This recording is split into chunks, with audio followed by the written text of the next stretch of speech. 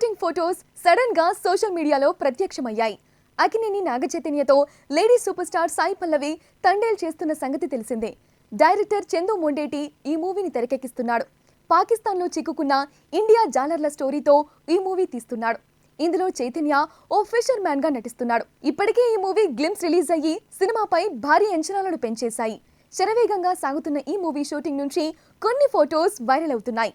Thandel movie shooting నుంచి working stills ను మేకర్సే స్వయంగా రిలీజ్ చేశారు. నాగ చైతన్య, సాయి పల్లవి, డైరెక్టర్ చందు మొండేటి, నిర్మాత అల్లు అరవింద్, బన్నీ వాసులు తీయబోయే సీన్స్ గురించి డీప్ గా మాట్లాడుకుంటున్నారు. ఓ ఫోటోలో సాయి పల్లవి సీరియస్ గా రాసుకుంటోంది. మరో ఫోటోలో సాయి పల్లవి తన ఒడిలో ఓ చిన్నారిని కూర్చోబెట్టుకుని ఉంది. ఇదంతా చూస్తుంటే రైల్వే స్టేషన్ బ్యాక్డ్రాప్ లో షూట్ జరుగుతున్నట్లు తెలుస్తుంది. ఈ మూవీ కోసం హైదరాబాద్ లో స్పెషల్ గా పాకిస్తాన్ సెట్ వేసి షూట్ చేస్తున్నట్లు అనిపిస్తోంది.